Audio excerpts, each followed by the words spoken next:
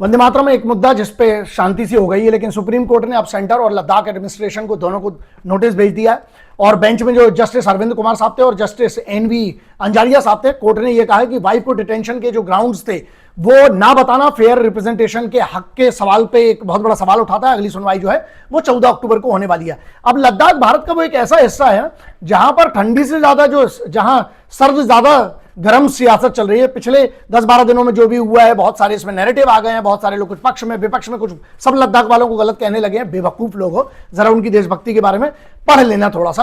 अब सोनम वांगचुक को जो गिरफ्तारी की बात हुई है, तो यहां पर यह आता है कि भाई वो तो जो संवैधानिक अधिकार है उसके खिलाफ 22(5) में भी वैसे लिखा हुआ है। लेकिन यहां पर बैकग्राउंड अगर आपको समझना है तो ये है भाई, सोनम वांगचुक के नाम जिसने लद्दाख की एक आवाज के लिए पूरा देश को उनने अपने तरफ से ये पहुंचाया। जो उसने अगर गलत किया तो उसके लिए वो जिम्मेदार, उसके लिए जो भी सजा है वो मिलनी चाहिए। लेकिन पीसफुल प्रोटेस्ट अगर हम बात करें, जहां से हालात ये बिगड़े और जहां पर 26 सितंबर को एनएसए जो नेशनल सिक्योरिटी एक्ट है उसके तहत गिरफ्तार किया गया इस व्यक्ति को, और जब जोधपुर जेल में जब पहुंचाया गया इस व्यक्ति को, तो यहां पर यह आता है कि सरकार का कहना क्या है कि भाई जो उनकी एक्टिविटीज थी वो पब्लिक ऑर्डर को खतरे में डाल रही थी। वांगचुक का पक्ष यह कहता है कि अरेस्ट बिना प्रॉपर ग्राउंड्स के हुआ है, जो कि संवैधानिक रिप्रेजेंटेशन जो कहा गया है बहुत सारे प्रेसिडेंट्स है उसमें उसके खिलाफ है।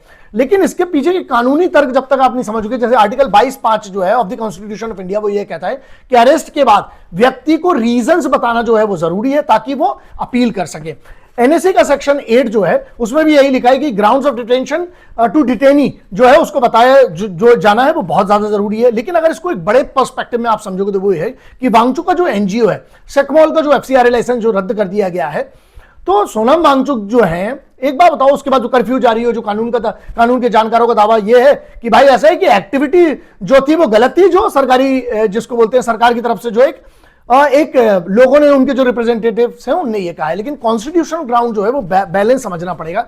न्याय और राष्ट्रहित तो दोनों संविधान के दायरे में आते हैं। न्याय और आपका जो फ्रीडम ऑफ एक्सप्रेशन है, ये दोनों, अगर अरेस्ट वैध है या नहीं है ये कोर्ट डिसाइड करेगा। आप ना ये इंटरनेट पे नफरत मत फैलाओ। अगर वो व्यक्ति इसका जिम्मेदार है तो उसको सबसे कड़ी सजा मिलना चाहिए। मतलब किसकी? अगर कोई राष्ट्र विरोधी कोई गतिविधि है। लेकिन देश के लिए बोलना गुनाह नहीं है, सवाल प्रश्न करना गुनाह नहीं है। लेकिन जो इलीगल एक्टिविटी है, या अगर कोई भी पत्थर उठाएगा और डंडे उठाएगा तो उसके पीछे पे तो डंडे चलेंगे ना। अगर, लेकिन सोनम वांगचुक ने अगर जेल से भी जो पत्र लिखा उसमें क्या कहा है कि शांतिपूर्ण तरीके से अपनी बात को रखना चाहिए। तो मैं तो उसको जस्टिफाई करता हूं कि अगर आप शांतिपूर्ण, अगर यहां पर बात मुद्दा जो बहुत पुराने से शेड्यूल वाली जो बात है, सरकार को सीधे से 3 सलाह हैं, सरकार को इसको करना चाहिए। पहला तो यह है कि 6th शेड्यूल में जो मांगे दी गई थी, अगर वो इतना बड़ा मुद्दा क्यों मनाया जा रहा है, उसमें 6th शेड्यूल में भाई देकर उसको राज्य का, देख क्या कहा गया है, तो जो जानकारों ने क्या कहा है कि राज्य का दर्जा क्योंकि नहीं है इसलिए वो 6th शेड्यूल में नहीं डाला जा सकता। तो भैया राज्य का दर्जा दे दो यार।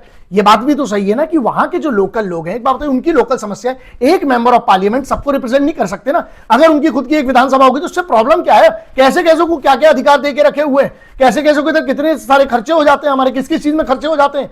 तो ऐसा करना चाहिए कि एक तो इसका समाधान ही है। दूसरा समाधान क्या है? बहुत सिंपल सा है कि इसको सरकार की तरफ से किसी व्यक्ति को एक प्रेस कॉन्फ्रेंस करके ये बताना चाहिए, बिल्कुल क्लियर करके बताना चाहिए केंद्र सरकार की तरफ से कि ये मुद्दा हुआ है, सरकार के पास ये सबूत है, कोर्ट में ये कहा जा रहा है और कोर्ट में ऐसा रिप्रेजेंटेशन किया जा रहा है। और तीसरा इसमें यह वार्तालाप करके जो भी समस्या उसका समाधान क्यों नहीं निकाला जा रहा है, क्योंकि यह मुद्दा ऐसा ना हो जाए कि कहीं यह लगने लगे कि भाई इसके पीछे कुछ तो जो घोटाला है ना वो समझ में आ रहा है, क्यों एकदम से ये हो गया। और यहां पर एक और मेरा मुद्दा है कि 2020-21 से लेकर 2024 तक ये आपका है, ये सेंट्रल गवर्नमेंट की एजेंसीज का ये जिम्मेदारी है। वो ये है कि 2020-21 में सोनम वांगचुक को बुलाया जाता है लबसना में, जो कि बहुत सारी चीज आप इंटरनेट पे वीडियो लिए आप देख सकते हैं। लबसना बुलाया जाता है जहां पर आईएएस ऑफिसर्स की, जो सिविल सर्वेंट्स हैं, उनकी ट्रेनिंग कराई जाती है, या फिर मेरे ख्याल से वीडियो कॉन्फ्रेंस से जो है सोनम वांगचुक का उससे इंटरेक्शन होता है। तो एक बात बताइए, ये बगैर आईबी के क्लियरेंस के तो हो नहीं सकता। तो मतलब 2020-21 तक तो इंटेलिजेंस ब्यूरो का क्लियरेंस था, तो क्या उससे लेके अभी 24 तक कुछ गड़बड़ी हुई है?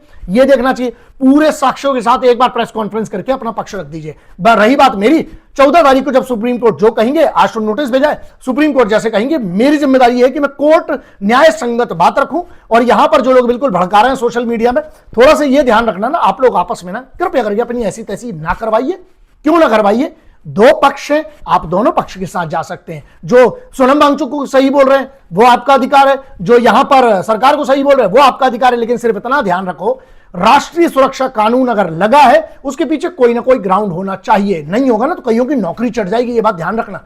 और दूसरा, अगर वो ग्राउंड सही निकले तो वो पब्लिक में डिस्कस नहीं किए जाएंगे, वो कोर्ट में पेश किए जाएंगे। तो थोड़ा सा और संयम रख लो, आपस में मत लड़ो और सबको गलत मत बताओ जो लद्दाख के रहने वाले लोग हैं। देशभक्त है, कई बार उन्होंने अपनी देशभक्ति साबित की है और चाइना के खिलाफ खड़ी होने वाली हमारी बहुत बड़ी दीवार है लद्दाख के लोग, और वहां पर जितनी भी हमारी फौजें और सेनाएं जो लद्दाख से लड़के आते हैं जो फौज में है। तो इसलिए सम्मान बरकरार रखिए इंटरनेट पर। अगली बार मैं इतने प्यार से बात नहीं करूंगा अगर तुम लोगों ने अभी भी ना सोशल मीडिया पे आपस में और लद्दाख वालों की अपमान और बेइज्जती करना बंद नहीं किया और उनको गालियां बकना बंद करो। सम्मान करो, हमारे लोग हैं, भारत का अभिन्न हिस्सा है। इसलिए जय हिंद, वंदे मातरम, इंकलाब जिंदाबाद, भारत माता की जय।